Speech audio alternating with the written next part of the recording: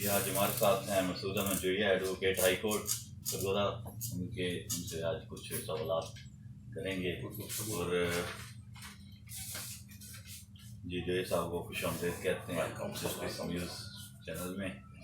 تو آپ سے پوچھنا تھا کہ بیوروکریسی کام کیوں نہیں کرتی؟ سب سے پہلے تو آپ کا شکریہ کہ آپ نے مجھے اپنے اس معزز چینل میں انٹرویو کے لیے یا گفتگو کے لیے بلایا ہے، تھینک یو سو مچ۔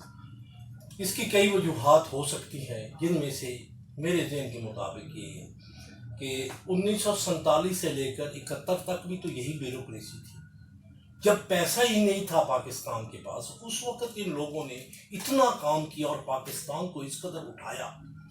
سب سے پہلا جو جناب ذوالفقار علی بھٹو صاحب کا جو حکم ہے as a martial law administrator, اس میں 1400 بیوروکریٹوں کو اٹھا کر اس نے ڈسمس فرام دا سروس کر دیا۔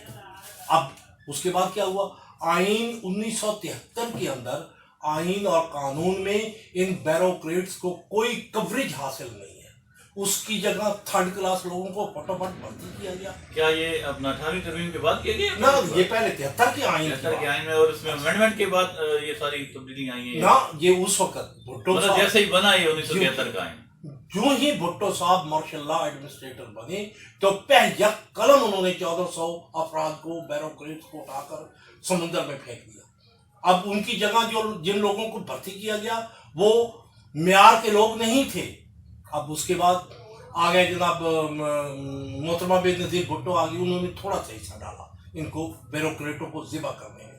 اس کے بعد نواز شریف نے تو کا بالکل انتہا کر دی کہ ان کے اشاروں کے اوپر ناچیں، کیونکہ آئینی اور قانونی کوریج کسی بیوروکریٹ کو حاصل نہیں ہے، اور اس کوریج نہ ہونے کی وجہ سے یہ ان کی مرضی کرتے ہیں، پرائم منسٹر کی، چیف منسٹر کی، یہ ان کے سیاسی لوگوں کے اور اشاروں پہ کام دوسری بات یہ سیاسی لوگوں کے اشاروں پہ، کیونکہ ساری چیزیں پروموشن، چھٹی، یہ وہ مراد وہ ان کے ہاتھ میں چلی گئی ہیں، ان کے لیے کوئی اصول نہیں ہے۔ اور یہ جو اس وقت ہے نا سول رولز، یہ جتنی بھی بیوروکریسی کے لیے سول رولز ہیں، یہ ترکی نے بنائے تھے، ابتدا انہوں نے کی تھی، ان کی کسی کتاب سے اٹھا کر یہ ان رولز کو ان کو کوریج دی جائے تو یہ بہت کام کرتے ہیں۔ ہمیشہ دنیا میں بیوروکریسی ہی ملک کو اٹھاتی ہے اور پیدا دیتی ہے۔ یہ تو میں چلو، تو ایک اور سوال اہم جو ہے آج کل بہت زیادہ ہے، یعنی کہ جس کی وبا پھیلی ہوئی ہے اور پاکستان سمیت دنیا بھر کے لوگ جو ہیں اس سے متاثر ہیں، کرونا وائرس کے بارے میں کچھ تھوڑے سے اپنے خیالات کا اظہار کر دیجیے گا کہ یہ کب تک ختم ہوگا؟ ویلکم۔ آپ نے بہت اچھا سوال کیا اور بہت موقع کا سوال کیا۔ کائنات میں دو چیزیں ہیں، ایک ظلم اور ایک مظلوم۔ ہم لوگ انتہا کے اوپر ظالم بن بیٹھتے ہیں، جن کو اشرافیہ کہتے ہیں، یہ رولر کہتے ہیں، حکمران طبقہ، یہ ہر لمحے اس مخلوق کے اوپر ظلم کرتا ہے، اور اس ظلم کی جب اور کہیں اور اس کو محسوس بھی نہیں ہوتا کہ میں ظلم کر رہا ہوں، سودی نظام چلا لیتا ہے، بہت سارے آگے پیچھے کر لیتا ہے۔ اب اس میں جناب اس کو جب وہ چیخیں اللہ پاک کے پاس پہنچتی ہیں تو اللہ پاک ان کو ان کے لیے جب وہ طیش میں آتا ہے، جب غصے میں آتا ہے، تو یہ کوئی نہ کوئی یہ ٹیسٹنگ کے لیے، یہ انسانوں جھنجھوڑنے کے لیے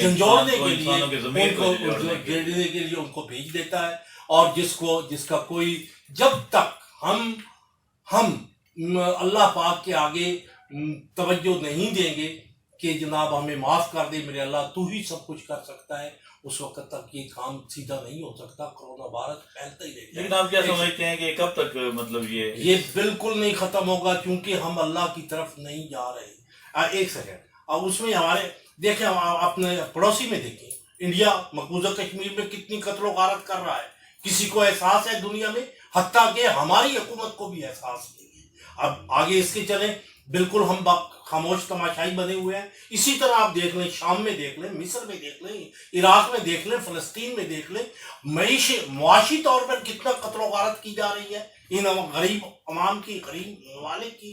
تو ان کی طرف کسی کی توجہ ہی نہیں ہے.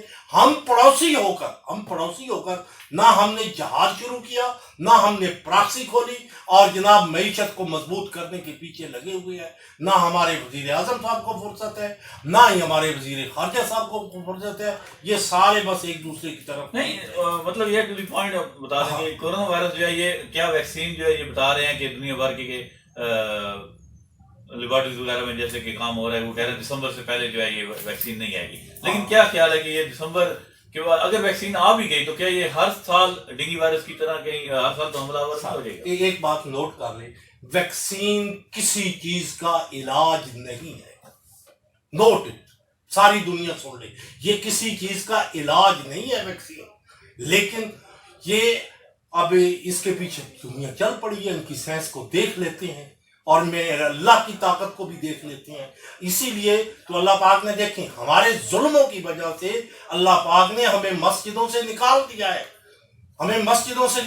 ہے، ہاتھ ملانے سے نکال دیا ہے. یہ الگ بات ہے کہ ہاتھ ملانا بھی سنت ہے اور ہاتھ نہ ملانا اور صرف سلام کہنا بھی سنت ہے.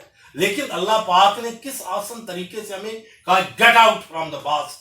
اور پھر دیکھیں تبلیغی جماعت والوں کو کیوں باہر نکال دیا؟ اس لیے کہ وہ اللہ کی عظمت بیان کرتے ہیں اور وہ اللہ پاک نے یہ سوچا ہے شاید کہ جناب ان کا میرا غصہ ٹھنڈا نہ ہو جائے. یہ حالات ہیں، جب تک یہ حالات بدلیں گے نہیں، ہم نہیں بدلیں گے، یہ کوئی کام نہیں ہو سکتا، معیشت نہیں ٹھیک ہو سکتی. بڑی مہربانی جناب مسعود احمد جوئی ایڈوکیٹ صاحب ہمارے ساتھ تھے، اور انشاءاللہ آئندہ بھی آپ سے بات ہوتی ہے.